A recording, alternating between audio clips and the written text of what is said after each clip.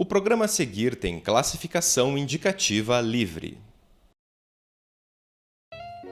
Olá, seja muito bem-vindo ao Caldo de Cultura, é muito bom ter a sua companhia. No programa de hoje vamos falar sobre uma arte milenar, é a dos chás. A sommelier Dani Luthier viajou o mundo em busca dos melhores sabores e histórias. Você vai acompanhar também uma entrevista com o cantor Paulinho Mosca e ainda um concerto de ópera rara. Tudo isso e muito mais no Caldo de Cultura que começa agora.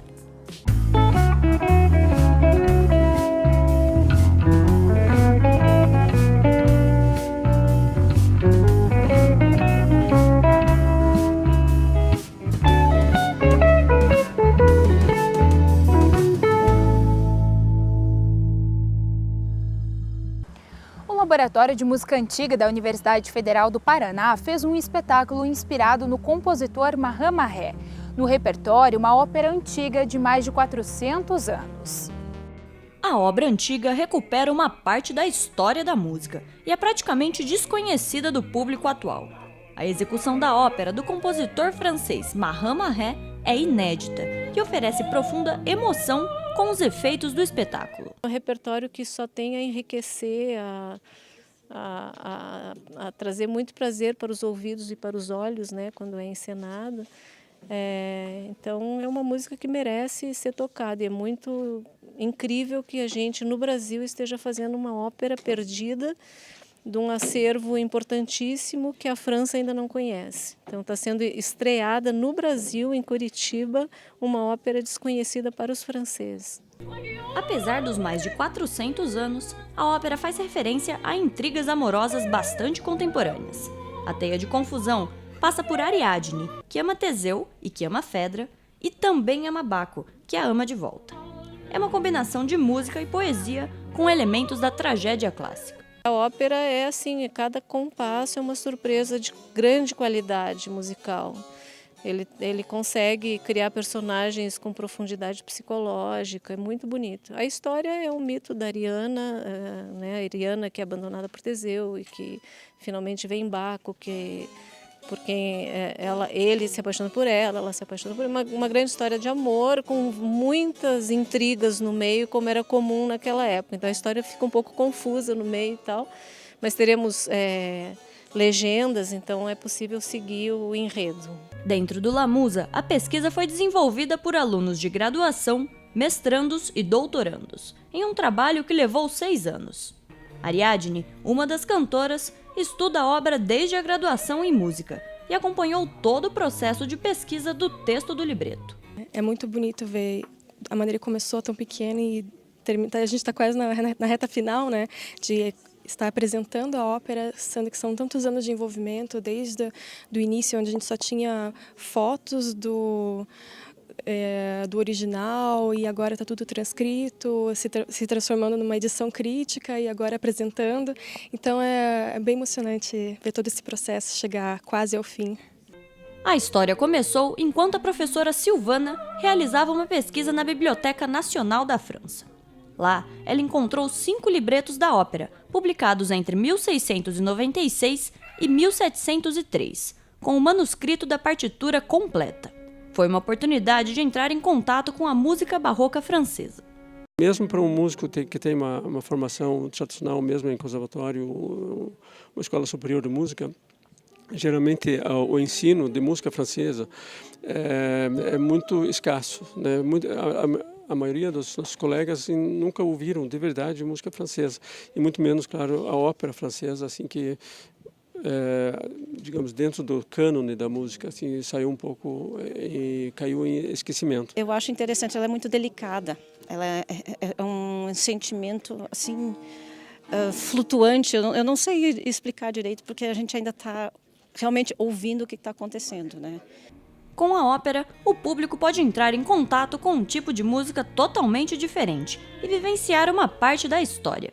A gente está contribuindo para reapresentar em tempos modernos um tesouro musical muito importante para mostrar assim, como se fazia música de qualidade extremamente boa, já há 300, 400 anos atrás.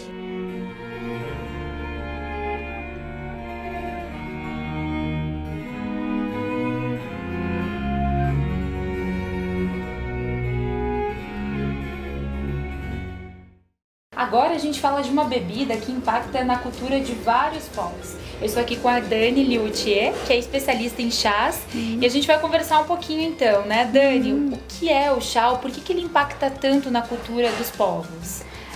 Acho que essa resposta é porque o chá é muito mais que uma bebida. O chá, ele traz muita bagagem, muita cultura, muita experiência, muita história, muita arte, né? A gente pode estudar a história dos povos estudando chá. A cultura de consumo, como as pessoas se conectam entre elas, como que elas se recebem entre elas, é muito forte. Até se a gente pegar a Argentina ou o Rio Grande do Sul, que tem o mate, né? Então, infusões, não somente o chá, mas que conecta as pessoas, que você recebe a pessoa com o mate, né? Então, acho que isso é muito rico, assim, que a gente pega... o chá, ele conta muito sobre um país, sobre uma pessoa, sobre uma história, sobre uma família, né? Tem essa coisa da avó também, que todo mundo tem. É uma bebida marcante. Bom, e para marcar essa entrevista, a gente vai fazer um chá, né? Vai durar o tempo da nossa conversa. Vai, exatamente, né? Sincronizado. Tem todo um cuidado, né, para o preparo do chá. Como que é? Então, bom, a primeira coisa que a gente vai cuidar é a temperatura da água. Então, a gente vai fazer uma infusão que você escolheu, que é o Graciosa, que é camomila com capim-limão, melissa e tangerina. Então, como ele é bem, assim, aereado, né, leve, a gente vai usar 3 colheres de chá para fazer uma xícara. Mas a gente vai fazer 2 xícaras, então eu vou usar 6 colheres de chá. Então, a gente tem que cuidar da quantidade, que se a gente tiver uma balancinha de precisão em casa, 2 gramas para uma xícara de chá, tá? Se não tiver, normalmente é 1 colher de chá para uma xícara, a não ser essas ervas que são bem levinhas. Aí vai ser 2 ou 3 colheres mesmo por xícara. Aí a temperatura, como é uma infusão, não é Camellia sinensis, a gente vai usar a temperatura de 100 graus. E o tempo é de 5 a 10 minutos. Aí, cada erva, cada planta, ou mesmo assim, cada tipo de processamento da Camellia sinensis, que são os tipos diferentes de chá, tem um tempo e uma temperatura de infusão. E o tempo é super importante quando se fala de chá, né? Tanto é que você tem até uma ampulheta. Você já deve ter um dia na sua casa preparado um chá verde e a primeira vez que você fez, você estava toda focada, prestando atenção, e aí você fez, ele ficou uma delícia. Aí outro dia você foi fazer de volta, daí tocou o telefone. Daí você foi atender o telefone, daí você parou no meio do caminho e lembrou de outra coisa. Aí você voltou, foi tomar o chá, ele estava amargo. Meu Deus, mas é o mesmo chá. O que aconteceu? Né? Não é que o chá é ruim, ontem ele estava bom. Não estragou de ontem para hoje. Então, na verdade, é justamente isso. É o tempo de infusão, tempo e temperatura. É uma mistura muito artística, né? Tem um toque artístico por trás dessa arte. Tem muitos toques artísticos no chá, na verdade. Então, assim, tem uma frase que eu gosto muito, que é do Okakuzu Kakura. Ele fala sobre a importância das mãos do mestre que prepara o chá, porque isso vai alterar completamente o sabor do chá. Então, e realmente, por isso até que tem a questão do curso de sommelier de chá, porque o entendimento, eu conhecer a erva profundamente, eu entender o que é, o que está acontecendo e ter uma percepção melhor minha, é quase um autoconhecimento sensorial, sabe? Eu consegui sentir os aromas, eu consegui sentir os sabores e consegui linkar o conhecimento, a teoria, com a percepção de sabor, sabe? Então é uma arte você conseguir ter essa sensibilidade.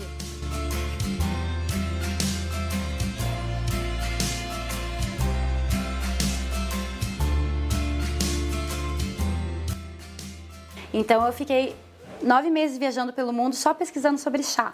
Então eu trabalhei em plantações de chá, eu aprendi a plantar chá, aprendi a colher chá. Eu morei na China, na Turquia, na Tailândia, em Taiwan, sabe? Foi muito intenso. Então tudo isso me trouxe bagagem, conhecimento e também inspiração para querer ensinar.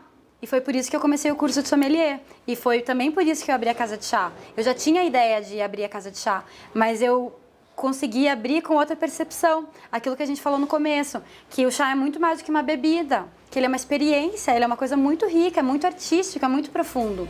Vamos provar? Sim, vamos lá.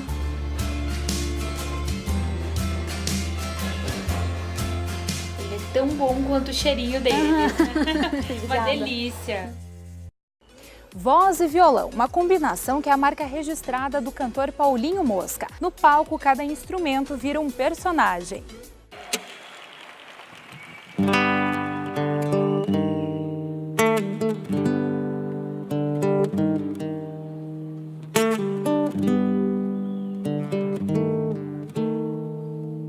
Eu estou pensando em você, pensando em nunca mais pensar em te esquecer.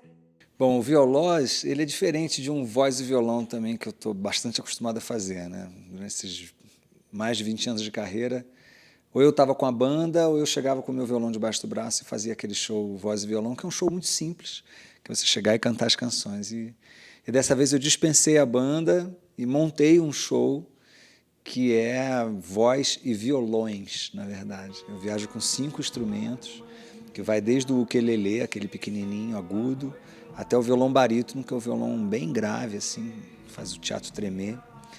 E também é um show que ele é meio teatral, porque eu apresento cada um dos instrumentos como se fosse uma mulher da minha vida. Então tem um personagem que entra para falar de amores da vida e vai apresentando cada um, e as histórias são verdadeiras, né, de como eu encontrei cada instrumento, que é uma paixão mesmo, que você arrasta para o resto da vida, né? A paixão que vira amor. E eu vou apresentando um de cada vez, né? E cada um eu tenho uma peça de figurino ou que entra ou que sai, que vai também fazendo com que o personagem vá também mudando de acordo com o instrumento, enfim. É um pouco teatro, um pouco poesia, aí música, né? É um voz e violão também, mas tem um cenário. Primeira vez que eu boto uma mosca mesmo no cenário e assumo o nome, né? É escrito com K, mas todo mundo fala sempre da mosca, da mosca, mosca. Já ganhei tantas moscas, tantas coisas na minha vida, uma hora que eu resolvi botar a mosca no palco também. Então é assim, uma celebração mesmo ainda, né? 20 e poucos anos compondo canções e criando uma identidade e um diálogo a partir dessa identidade também com o público que passa a acompanhar e sabe como é que eu escrevo, sabe a minha posição nas coisas em que eu me envolvo. É ótimo, o Violós é uma grande festa, assim, uma celebração ao meu modo mesmo. Deixe que a alma tenha a mesma idade que a idade do céu, la misma idade que a idade do cielo.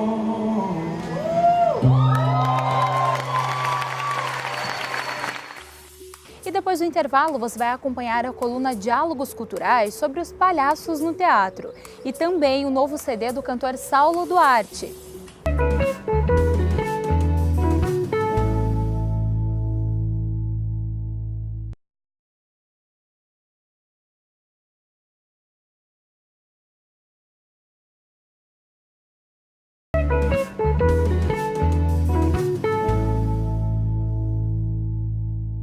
O Caldo de Cultura está de volta e agora você vai conhecer o trabalho do artista Saulo Duarte. O cantor esteve em Curitiba para o lançamento do seu terceiro CD, o Cine Ruptura. O álbum veio repleto de música contemporânea. Pois eu acho que vale a pena. Eu acho. Um CD diferenciado. No terceiro álbum, o paraense rompe com a estética tradicional. Com inspiração no cinema novo brasileiro e no neorrealismo italiano, Saulo Duarte e a banda Unidade gravaram as músicas em plano sequência. Foram apenas 3 takes para cada edição, e aí eles escolheram os melhores dentre eles para o disco. Assim surgiu o CD Cine Ruptura. Esse terceiro disco é uma participação direta de todo mundo, assim. Todas as letras, todas não, mas a maioria das letras são minhas, mas assim, existem contributos de letras de vários membros da banda, de parceiros colaborativos de outros projetos. Então, assim, é um disco bem mais coletivo, digamos assim, né? O cantor sempre se aproximou das raízes paraenses, mas o novo trabalho marca o reencontro de Saulo com a banda e faz uma reflexão musical mais profunda. Um encontro para trazer à tona uma musicalidade contemporânea. O meu segundo disco, que é o Quente, eu quis dar essa contextualizada, digamos assim, na música do norte, né? Nessa coisa do carimbó, da guitarrada, e que dialoga com a cúmbia, que é desse Brasil amazônico ali, que transborda um pouco para a Amazônia colombiana, toda essa América Latina, né? Eu quis meio que pautar o disco nessas referências. Mas já esse terceiro, assim, já vão para outros lugares, assim, a banda tem gente de muitos lugares, assim, então realmente fica difícil você colocar num lugar só, né? Então, realmente, esse terceiro a gente abriu a fim de mostrar que é isso, que a gente é uma banda brasileira e que sofre influência de tudo, né? Tanto tempo já me esqueço e a saudade hoje veio me lembrar. O Sarau é um evento cultural que reúne pessoas para se expressarem artisticamente. E um grupo de mulheres negras aqui de Curitiba se reuniu para debater a cultura afro. O Sarau, organizado pelo NEAB, uniu a poesia e o protagonismo de mulheres negras. A gente recebeu umas 15 poesias de mulheres diferentes, poesias autorais e tudo mais. A Sueli Crespa, que é uma referência de mulher poeta negra de Curitiba. Algumas poesias delas, algumas estudantes de letras. Com foco na mulher negra, o Sarau procurou unir o público acadêmico e de fora da universidade para dar visibilidade a essas mulheres. Além disso, o Sarau trouxe a reflexão de que a sociedade precisa voltar os seus olhos para essa população, que ainda não tem os mesmos privilégios e direitos. A mulher negra ela está na base da pirâmide social brasileira. E um momento assim que a Universidade Federal, como espaço de conhecimento, de produção de conhecimento, resolve organizar um evento e que possibilita a visibilidade da mulher negra, é um avanço, né? Um avanço diante dessa diversidade que é a nossa população, diante da diversidade que deveria existir nessa Universidade Federal. Então, eu penso que é um momento de reflexão também para a universidade. Eu acho que a poesia é uma forma bonita de colocar essas mulheres num lugar de protagonismo para elas falarem dos seus sentimentos, das suas realidades, das suas demandas, enfim, através da poesia. Eu acho que é uma forma lúdica, mas eu acho que é uma forma que consegue atingir a todas as pessoas. Frases sobre opressão e liberdade foram elevadas ao som de uma roda de samba. Palavras que foram ao mundo para emocionar e lutar pela igualdade. Eu acho que para mim, principalmente assim, que escrevo e que vejo assim como outras pessoas também têm a relação com a minha poesia, que eu mesmo só publicava em rede social e de repente comecei a participar do Sarau, é outra coisa você estar ali com a pessoa e olhando para o rosto dela e vendo assim que ela está se vendo naquela poesia, né? Sentindo que você escreveu. Eu acho legal assim o Sarau em si para isso, para as pessoas verem e se sentirem representadas, né? Eu escolho sair no sol ou na chuva, sangrar na terra o que eu quero no espelho. Meu espelho, minha imagem, é gorda, voluptuosa, tudo está perfeito. Meus olhos combinam com minha boca e meu cabelo. Mas meus ossos aparecem em certas poses. No meu caminho tem estrias, serei o que eu quiser, às vezes quente, às vezes fria. E sempre prevaleçam minhas vontades e meus desejos. Nada disso me fará menos ou mais, simplesmente mulher. Sagrado seja o seu nome, deusa. Sueli Crespa.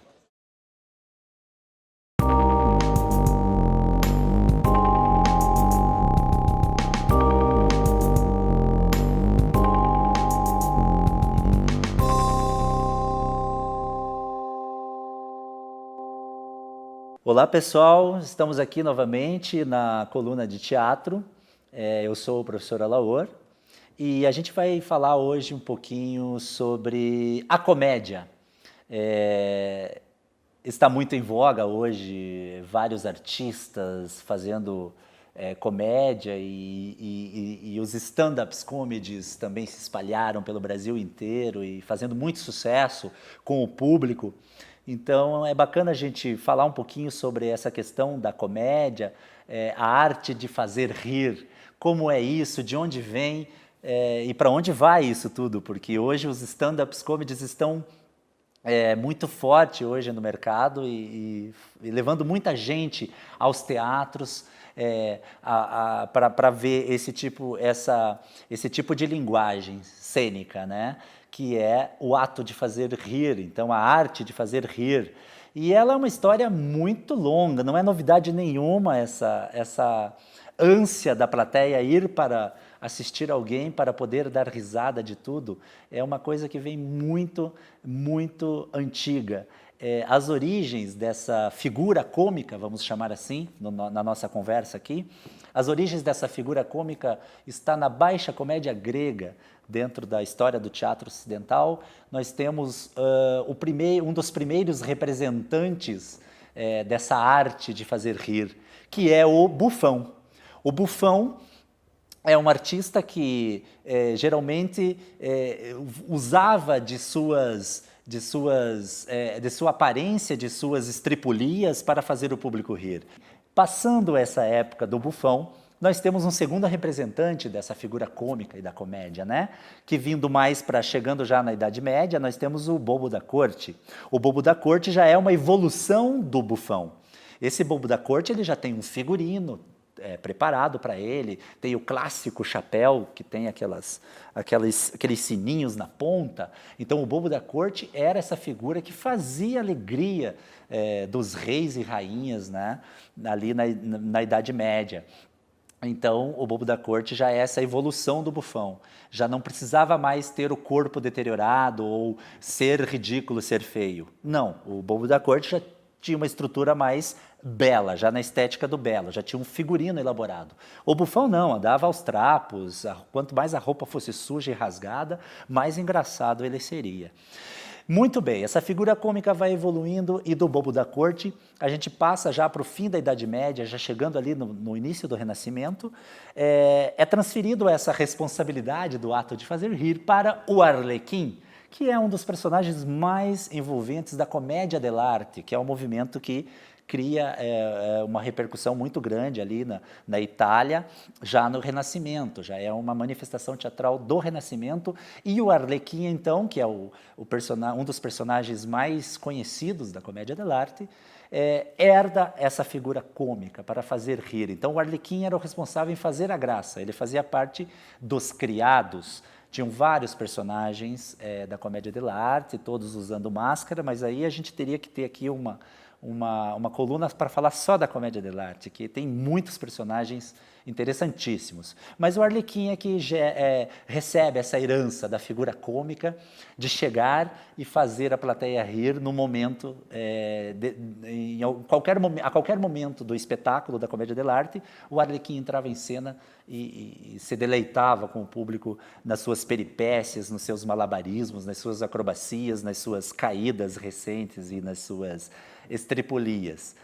Essa figura, então, vai evoluindo e pós-Renascimento nós chegamos já aí na Idade Moderna, então já vindo para o século XIX, temos a figura do palhaço de circo. Então o palhaço de circo recebe também essa herança que vem nesse histórico e no picadeiro do circo, então, está sobre as mãos do palhaço a arte de fazer rir. E aí o palhaço já desenvolve todo um processo técnico também, trazendo um pouquinho do Bufão, do Arlequim e do Bobo da Corte. O palhaço de circo tem a responsabilidade de fazer a plateia rir em determinado momento, entre o intervalo de uma atração e outra, entra o palhaço para fazer o público rir, para o público não dispersar, vem atração, outras atrações, o palhaço volta e assim fica esse palhaço como o representante ali de segurar o público durante horas só nessa função de fazer rir.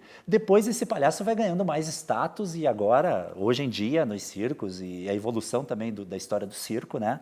O palhaço já tem o seu horário já específico de fazer toda a sua representação para levar o público ao deleite do riso. Muito bem, do picadeiro ele parte para os palcos e aí chega esse palhaço nos palcos de teatro. E logo também, com a chegada do cinema, aí já estamos entrando aí no século XX e aí o palhaço vira esse clown que a gente chama. Em inglês, o termo clown, né? já é muito visto, e daí no cinema nós temos grandes representantes, desde o Chaplin, que é um dos precursores dessa arte de fazer rir no cinema, passando por vários outros nomes. E agora, chegando aqui em pleno século XXI, nós estamos com os stand-up comedies, que receberam também toda essa carga histórica do ato de fazer rir. Então, desde o bufão, passando pelo bobo da corte, pelo arlequim, pelo palhaço do picadeiro de circo, pelos clowns do cinema, chegaram os stand-up comedies, que estão aí pelos palcos da vida, fazendo o maior sucesso, e todos, cada um com a sua característica, com o seu estilo de fazer a plateia rir, mas se você notar e estudar, todos os stand-up comedies apresentam alguma coisinha dessa figura cômica que é histórica, desde a Baixa Comédia grega até os nossos dias. Bom, é isso aí, se divirtam, vejam espetáculos de clowns, de palhaços, que é muito divertido, tá bom? Muito obrigado e até a próxima. O Caldo de Cultura fica por aqui, mas eu quero te lembrar que nas nossas mídias sociais você pode acompanhar este e outros programas. Muito obrigada pela sua companhia e até a próxima semana. Tchau!